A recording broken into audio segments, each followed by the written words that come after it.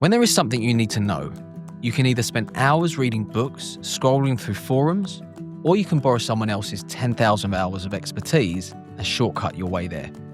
My goal with this video is to give you the confidence to know what you need to do next in your business whilst empowering you to take action. I'm about to share 15 years of business knowledge with you in what I like to call the 7-figure business blueprint. For those who don't know me, I'm James Jacob, and my entrepreneurial journey began in 2011 when I founded what would eventually become Sightlink. Starting with just an idea, we've grown to a company approaching £15 million in revenue. But this growth didn't happen by chance. Along the way, I've invested heavily in understanding the mechanics of successful businesses, studying everything from growth marketing to organizational structure to financial systems to operational excellence. I've made loads of mistakes, had some large failures, and discovered breakthroughs that completely changed our trajectory. All of this learning has resulted in what I like to call the 7-figure business blueprint, and that is what I'm going to share with you today. The 7-figure business blueprint is a formula, and I've broken it down into 3 core elements. Let's think of these 3 key elements as a house, for visual purposes that we're going to build from the ground up. The first part is the business foundations, which are the pillars of the business. Every business must start, like this house, from the ground up. You build based on its structure, its foundations. And you wouldn't ever start or build a house without having its architecture mapped out. So really understanding that framework, really understanding the foundation of the house is the same for your business. It's really, really important for the next stage, which is the building blocks, where you start to build out the business through understanding. And that is through understanding the 4 pillars. And I like to show people what not to do first. So you would never build a house with the door attached to the roof, with windows in random places. And the same is true with your business. You don't want to build a business in a wonky way. There is a structure, there's a foundation, there's an organization, there's a way to build a business. And understanding these pillars is in the same way as understanding how to build a house. And all houses are built the same. They're not all the same, but they're all built the same. The foundation of them are the same. And the same is true with your business. So we have the door, we have the downstairs, and we also have the upstairs. And then what that creates rooms. So understanding the pillars, the building blocks of your business is like understanding the internal structure of your house, which then moves on to the third point, which is once you've built the foundations, you've gone inside and structured the rooms, you've understood the pillars, which then brings me on to the third part, which is plugging the gaps. And every single business, every house that you build needs to have an element of plugging the gaps. And this is done through a form of analysis and adaptation. And the way I like to visualize that is every house would have the specialists, the plumbers, the electricians that would come in and basically review the house from a perspective of living in it now. And how would you, in terms of business, how do you now start to think of your business as an iterative process of making better? Because that's how you're going to enable it to scale, to grow, to find problems before they come up. The data analysis, plugging the gaps and understanding the internal structure of the business and what's really going on is the same as laborers or specialists coming around the house and actually analyzing, right, there's cracks there that can potentially go wrong. We need to fix this. We need to fix that. It's the last piece that needs to be done. The same is true with your business. So let's go deep into what this actually means in practice. Let's go through it. Every structure needs a solid foundation. In business, that foundation consists of 4 critical pillars that must be understood and developed equally to ensure the business remains stable and does not become unbalanced and fall over. So let's go deep into what this actually looks like in practice. The business foundations, the 4 pillars. In every business, the following pillars exist: finance, marketing and sales, operations, and strategy. Finance is always the founding foundation of any business. That is the baseline of all growth, all development, all building, all starts with finance. We then move on to marketing and sales, which is one of the core pillars that we have to start to build, and we have to start to analyze, and we have to start to develop. We then move on to the operation side of the business, and that is something which follows the marketing and sales in the delivery, and then we have strategy, which is the vision, the future, where we're going. The first pillar is finance. This is the money side of the business. And money comes in a range of forms, including cash flow, profit and losses, assets and liabilities. The finance pillar serves three essential purposes: cash flow, which ensures the business remains liquid so it can meet its financial obligations; profit, to provide clarity on whether activities are profitable and where those profit or losses are coming from; budgeting and forecasting, which ensures decisions are made within a framework over the budget or forecast. And this allows clarity over the decision-making process, as it's based on numbers and not gut feelings. Think of your financial systems as the veins of your business. They show you how the most important resource is being transported through the business. Without proper monitoring and management, you won't know if you're hemorrhaging cash until it's too late. I learned this lesson when we experienced rapid growth, but suddenly couldn't meet our payroll, despite having record sales. We went from £0 to £5 million in 5 years, but our cash flow wasn't being properly managed, so we were in debt to the tune of £600,000. This nearly cost us everything, and it taught me that without robust financial systems, immature and poorly managed growth can kill your business. The second pillar is marketing and sales. This is the market-facing side of the business, where you present yourself to the market in the hope of attracting and satisfying customers in the bid to grow your business. And this pillar has three primary purposes: creating awareness and interest in your products or services, converting interested prospects into paying customers, and building relationships that generate ongoing value. Many businesses struggle because they are really good at delivering a service, but cannot consistently attract new customers. Others can generate leads, but can't convert them effectively. True business freedom requires mastery of both elements. The third pillar is operations. This is the delivery side of things, where the service gets delivered or the product gets packaged and shipped. This pillar has three primary purposes: delivering consistent, high-quality products or services, creating scalable systems that rely on the process, not the people, and continuously improving effectiveness of the business. Operational excellence means your business can deliver its promises consistently without relying on anyone specifically. It's the difference between a business that works because of you and one that works without you. A term called off the street comes to mind. Is your business system so robust that you can take anyone off the street and have them perform in your business in little to no time at all? Are your systems set up that way? In my company currently, we're heavily reliant on my brother Daryl, who's the head of growth, and he's very involved in our sales function. How are we resolving this? Well, we're resolving it by implementing systems in the form of processes, procedures, and uploading them either as training in our learning management system or in our company's knowledge base, so the staff can reference them if they get stuck. This is what will allow the staff to work without him day to day. And the fourth pillar is strategy. This is the realm of the director, the strategist, the executive team, the thinking part of the business. And this pillar serves to provide clear vision and purpose for the organization.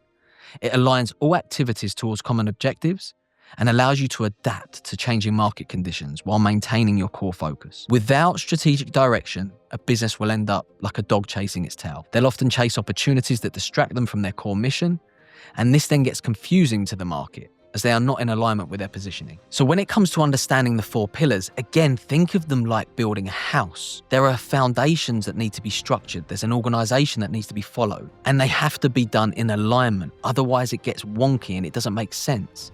I see too many business owners, including myself in the early days, focus exclusively on one or two of these pillars.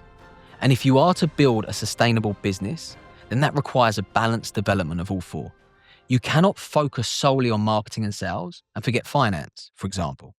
Neglect any one of them and your business becomes weak and vulnerable. Now that we've built a strong foundation, we can either build the house as quickly as possible and end up with things falling apart, or we can take time to organize and place things, thinking about it strategically as we go. I don't know about you, but I'd much rather do it in an organized and structured way. And that's the second part of this formula. And it really comes down to learning how to think for yourself, something that the society has trained you out of. This part of the entrepreneurial journey is about becoming an analyst. And the role of the analyst and how to report is in essence developing an objective view of the business, a view that is based on fact, not emotion, about what is really going on. And this will enable you to see what is really going on and then allow you to work on the things as they should be in order based on data, not wishful thinking and hope. Hope is a cheap strategy. There's a well-known investor called Harry Stebbings. I think he was the youngest ever VC. He was like 20 years old or something. And after working with over 170 companies, he stated that the ones that win have the fastest feedback loops. And this quote manifests in 3 critical practices. First, become the data analyst of your business. You must become obsessed with the data of your business and start to read into what the data is telling you. Data-driven management creates a cycle of never-ending enhancement by measuring, analyzing, improving, repeating. And over time, what we measure in my company has grown. We're approximately measuring 7 to 9 KPIs per function, but that is because we have become more experienced with the process. When starting out, however, start simply. You don't need to overcomplicate things. Find 3 core pieces of data to measure per pillar that could increase to 5, then 7, then 9 over time. And once you have your core pieces of data to measure for each pillar, you then need to work out a rhythm of data extraction, collation, and presentation. Extraction is where you get the data from. Collation is setting up a centralized place to store the data into. And presentation is how you present and communicate the data for analysis. Business success is simple, but it is demanding. It demands commitment, patience, and discipline. It is data analysis iteration, data analysis iteration, data analysis iteration in a non-stop feedback loop of mining, learning, and development. That is it. It is a repeated system that is tweaked towards higher achievement over time. Second, establish clear measurements. The most successful businesses create dashboards that track performance across all 4 pillars consistently over time. They know exactly what to measure, how often to measure it, and what defines success. Now, in the early days, you don't need a Ferrari to drive to the shops. If you want to invest in software that will pull all of this together and present charts, etc., you can, but you don't need to. Excel or Google Sheets is good enough. The third thing is creating regular review cadences. Data is useless without analysis, and analysis is useless without action. Top-performing companies establish consistent rhythms for reviewing their metrics and reviewing actions derived from reviewing their metrics. For example, good companies perform daily huddles for actions. That's seen a lot in sales teams. Weekly reviews of critical key performance indicators. Monthly deep dives into departmental performance and the company as a whole. And quarterly assessments to see how it's all aligning to the strategy. This disciplined approach identifies growth opportunities, it prevents problems from festering, and it allows for the ability to adapt as it shows what areas may require correction. So the iterative approach starts with choosing the right data. It then goes into tracking that data, and then it moves into reviewing that data often. And that creates the improvement process. Now, when you as the founder start to bring the people who are either doing the work or managing the work along with you on this data-fueled journey, you start to build one mind. And this is crucial, as once you have a strategy in place and a goal to aim for, people can see how their actions day to day align with the vision for their business. The work starts to take on a meaning, and that meaning is around the strategy, and you give people direction by measuring your way there. So now we've built the foundations, we've organized the business, we've structured it, and we've created understanding. By understanding those pillars, we now need to start to plug the gaps. We now need to start to analyze and adapt the business in that process of improvement. So let's get specific about the 3 core measurements for each pillar. I haven't gone into too much detail here, as I know from experience that most businesses don't measure anything at all. So 3 core KPIs for each pillar is enough to start with. The 3 things to measure in finance are cash position. This includes money in the bank. Do that over time every single day. Net cash flow, which is a sum of money in versus money out. Your net cash position is a sum of money in versus money out. And the third is profit. This is your revenue, which is your invoices to customers, or customer receipts if they've already paid, taking away your costs, which is invoices from suppliers or supplier receipts, supplier that you've already paid, which then gives you your net profit, your revenue minus costs. Again, I would do all of these daily to build up the discipline, The only one that could move out to being monthly or weekly is profit, and that usually is measured monthly as part of a company's management reporting. But a daily measure of cash is critical, especially anytime cash is tight. I do it all the time, even when cash isn't tight, because it's the lifeblood of your business. The three things to measure in both marketing and sales are, in marketing, ad spend, total leads, and cost per lead. In sales, it will be your lead response time, the amount of leads converted into new customers. Now you want to see this as a number, but also as a conversion percentage, and your revenue per new customer. In operations, you want to measure your delivery success rate and your net promoter score, as well as your labor to turnover ratio. All of these three are very closely linked. Your delivery success rate will determine your NPS, your net promoter score. Not just that alone, but it plays the most critical role in determining your NPS. It basically measures whether the customer gets what they paid for. And then you need to move on to labor to turnover ratio. This is crucial as you want to find that sweet spot of not being too understaffed that the quality goes out the window, nor do you want to be too overstaffed that the margins of the business are squeezed. Now let's move into strategy. And this area is a little different as there is so much potentially to measure, but the two core measurements strategically are, number one, your strategic objective completion rate and your employee engagement scores. Now here's the master key to all of these KPIs. They're interconnected and they must be balanced. For example, you might improve your financial metrics by cutting costs, but this could damage your performance in operations or sales. True business mastery comes from understanding the relationship between each of these functions and each of these metrics. What you need to do now is to learn how to make decisions that optimize the overall performance of the business, not just individual pillars, functions, or KPIs. Bringing it all together, when you integrate these three principles, number one, the balanced development of the four pillars. Number two, establishing a rapid feedback loop through data. And number three, tracking the right KPIs for each pillar, you create a business that is resilient, adaptable, and is balanced. This is the only way to achieve sustainable growth. Now, you might be thinking this sounds great in theory, but how do I actually implement it? It all comes down to time management. See, I know you're busy. We've all been there, but you need to start to create time to work on your business as opposed to in it. And what you can do going forward is to create a daily review ritual. What I want you to do is block out 30 minutes every day. At the end of the day, block it out in your calendar at the same time every day and call it becoming the analyst. That set 30 minutes is time dedicated to pulling and collating the data. On a Monday, however, you should be dedicating an extra 30 minutes as you'll be spending extra time reviewing the data for the previous week. And this formal review then drives performance reviews in the form of weekly meetings for the staff or agencies that you're working with. You then review the data together and work on how things can be improved. This simple ritual will create the feedback loop that drives continuous improvement. If you want to learn how I present all of the data that my business collates for review, then check out my last video. Watch this before hiring a marketing agency for your business. Why? Because I illustrate how I measure my marketing function. And with that, you'll see how I set up the reports in a daily to weekly to 4-weekly view. So this gives you the framework of how to present the reports. I've added the link to that video in the description below. Remember, success is not created by accident.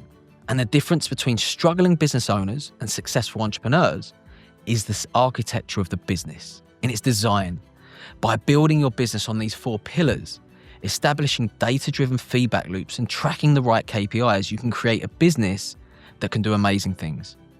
But if you don't, then I can't see how anyone can create success or meaningful success or any substantial success. If you found value in this video, make sure to subscribe for more content on building businesses that serve your life rather than consuming it. And if you're interested in diving deeper into the business mindset, check out my video on the mindset that built my company to £15 million. Remember, you're more powerful than you know. Until next time.